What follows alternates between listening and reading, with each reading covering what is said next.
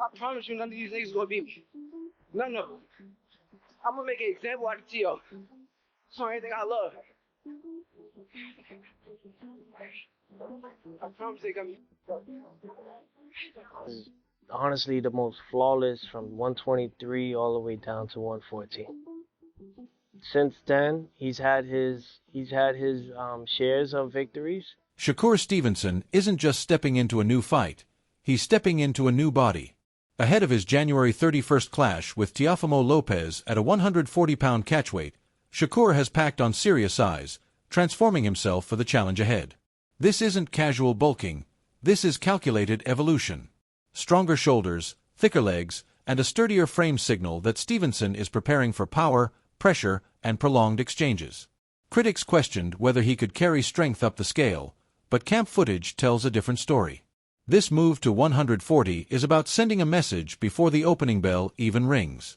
Shakur isn't running from danger, he's running straight toward it, determined to prove that skill plus strength can redefine his legacy. Work hard, sacrifices, discipline, time away from family. How you gonna beat me? Ain't no way you can beat me that way, bro. Keep saying I'm the best. You don't want this shit more than me. I know it. I know it. I want this so bad. So bad. Easy, yeah. Easy, man. Easy. Always easy, man. You already know. Always easy, man. This supposed to be a sprint. This ain't no sprint. No, it's a job. We ready. Determined and locked in, Shakur Stevenson is treating this training camp like a personal mission, not just another fight preparation. Every session is about pushing past limits, sharpening instincts, and reinforcing the habits that separate champions from contenders. Long road work builds endurance, brutal gym rounds forge mental toughness, and endless repetitions refine his already elite skill set. This camp isn't about shortcuts or comfort, it's about discipline and sacrifice. Strength work is layered into every phase, ensuring his body matches his ambition at 140 pounds. Stevenson knows dominance isn't promised, it's earned. And with every drop of sweat, he's sending a clear warning that on fight night, he plans to control the pace, the space, and the outcome. Both legs, hit 3, we're resting, we did 3 more. And we're trying to get that 1.0 meters per second, maximize our power. I do have about 120, 125, but we're going to add some reps and lighten the weight. Terence Crawford's presence in Shakur Stevenson's camp adds a ruthless edge that few fighters ever experience. Training alongside an elite champion like Crawford isn't about friendly rounds, it's about survival and growth. The sparring is intense, demanding, and brutally honest, forcing Stevenson to adjust, think faster, and stay composed under pressure. Crawford shares subtle techniques, ring IQ secrets, and mindset lessons that can't be learned from tape alone. Every exchange sharpens Shakur's instincts and strengthens his resilience. These sessions test his patience, his defense, and his confidence, revealing weaknesses and turning them into weapons. Iron sharpens iron, and with Crawford pushing him daily, Stevenson is being forged for the highest level of competition.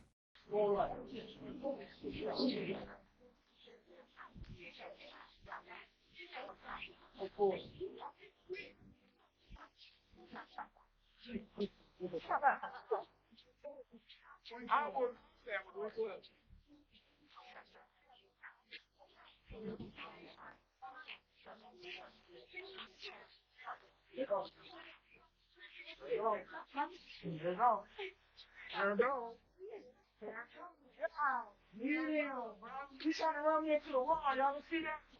He's trying. Oh man, I perform. You know that? I told y'all what I was going to do. I was going to come out here and beat his ass every game. And look, he's thinking about saying, let's play again. Shakur Stevenson is locked in on speed as his ultimate weapon, obsessively sharpening every movement inside camp. His footwork is tighter, his punches snap faster, and his reactions are drilled to be instant, all designed to control opponents with precision before they can settle.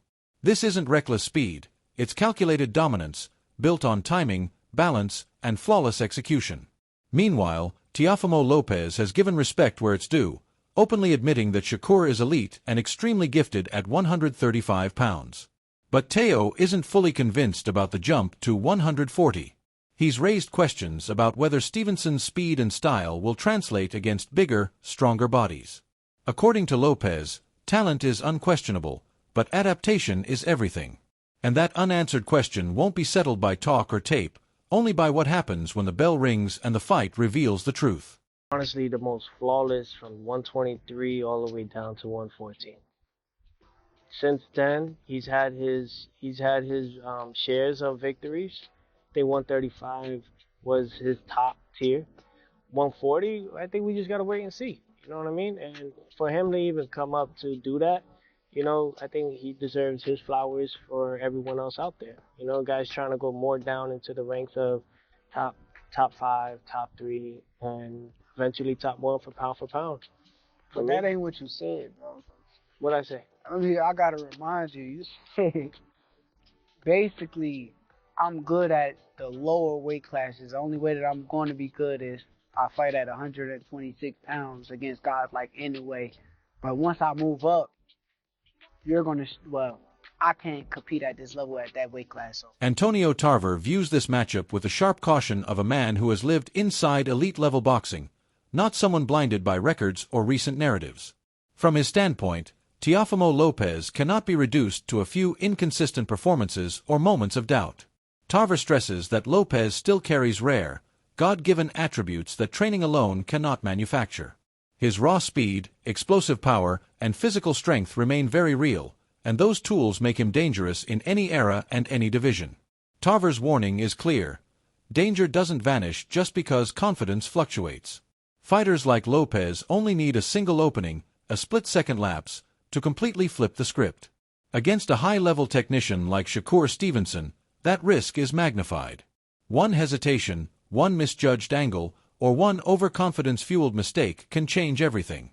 Tarver believes this fight won't just test skill. It will test awareness, discipline, and respect for unpredictability.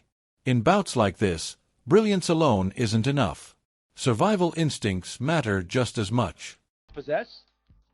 Yeah, I mean, smart money would be on the boxer, you know, Shakur Stevenson, winning the decision.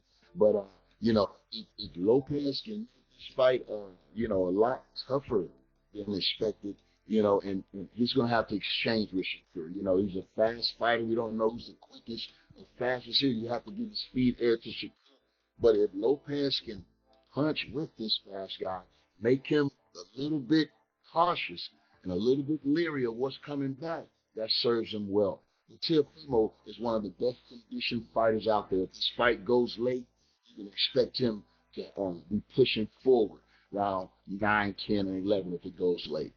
Yeah, you know, a big question is always like what Teo is going to show up. And like when everyone's counted out Teo, it's actually been the times where he's like upset people, like against Lomachenko or against Josh Taylor, you know, fights to the level of his competition. And I've been thinking like, hey, you know, if we get the best version of Teo, like the Teo that showed up for those fights, that Teo beat the best Shakur. He would have, I mean, I think that's the only chance he got, just to really be his ultra self, you know, doing all the things that makes him Teofimo Lopez. The footwork could be a major advantage for him. You know, being able to get inside. You know, a lot of times he fights free.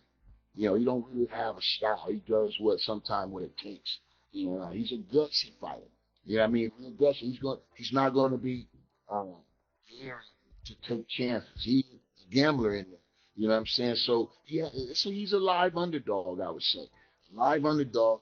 If he's to win this fight, I think he has to probably. Zab Judah sums this fight up best by stripping away hype and focusing on what truly matters: elite skill colliding under real pressure. In his eyes, This is two dogfighters stepping in to prove who the real game changer is. Neither Teofimo Lopez nor Shakur Stevenson is coming to lay down, mentally or physically. This isn't about size, trash talk, or momentum. It's about who can impose their will when adjustments are forced and fatigue sets in. Shakur represents a rare kind of problem, controlling fights through composure, defense, and calculated positioning, slowly taking away options until opponents grow desperate. Lopez, on the other hand, brings volatility, explosive power, and athletic instincts that can flip a fight in one instant. That contrast is what makes this matchup dangerous and special. Judah believes the fight will be far closer than many expect, a true chess match where discipline, patience, and timing decide everything. One lapse can shift the entire narrative. This isn't a showcase, it's an examination. And that's why it matters. If you're excited for this kind of high-level boxing breakdown, make sure to like this video, share it with real fight fans, and subscribe to the channel so you don't miss what's coming next. The biggest nights deserve the sharpest analysis.